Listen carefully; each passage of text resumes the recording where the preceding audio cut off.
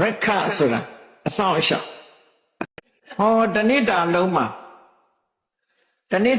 အလုပ်တွေလုပ်ရမယ်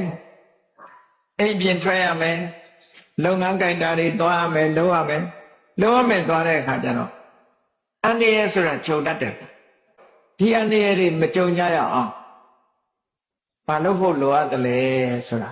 မှန်ကန်တဲ့ဤတစ်ခုနဲ့အန္တရာယ်တွေကိုမကြုံမှုခရအတွက်ဟောဒီဒုတိယတတိယမြောက်စတုထမြောက်ခါထာလေးကဘာပြောတော့ဆိုတပ္ပိဗုဒ္ဓဗလပတ္တာပိစိကံနိသယံပလံအရဟန္တာနိသတေစေနရက္ခံဗန္ဒာမိသဗ္ဗတောရက်ခဆိုတာအဆောင်အရှောက်အကာအကွယ်တစ်ခုလုံးလိုက်အခုကြည့်ဒီကာထာလေးရဲ့အဓိပ္ပာယ်ကဘလောက်ကောင်းလို့ဆိုရက်ခံဗန္ဒာမိသဗ္ဗတောအရက်ခတ်သိမ်းကနေပြီးတော့ကိုယ့်အတွက်အကာအကွယ်ဖြစ်အောင်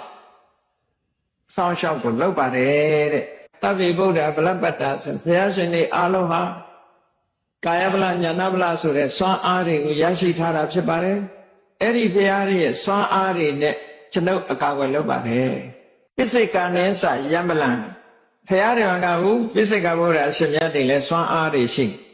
အဲ့ဒီစွမ်းအားတွေနဲ့အကာအကွယ်လုပ်ပါတယ်အရဟန္တာနိသတေစေနယဟန္တာပုဂ္ဂိုလ်ရဲ့အရှိန်အဝါတွေလည်းရှိတယ်အဲ့ဒီအရှိန်အဝါတွေကိုသုံးချပြီးတော့ဟုတ်လားကိုယ့်အတွက်အကာအကွယ်ဖြစ်စေပါတယ်လို့ဒီလိုပြောတာကိုကတတိယပြီးတော့စောင့်ရှောက်လုံးတဲ့အဓိပ္ပာယ်မျိုးဖြစ်တယ်ပေါ့အဲ့တော့နာနခေမှာအိမ်ကျင်ထွက်အလုံးလုံးခီးသွားအလုံးလုံးတဲ့အခါဒီလိုအကာအကွယ်စောင့်ရှောက်ကလေးနဲ့လှုပ်သွားဖို့အတွက်ပုဗ္ဗနာတုတ်ထဲမှာဒါကိုလည်းထည့်သွင်းပြီးတော့ရေးသားထားကြတယ်ဟောတဏိတာလုံးမှာ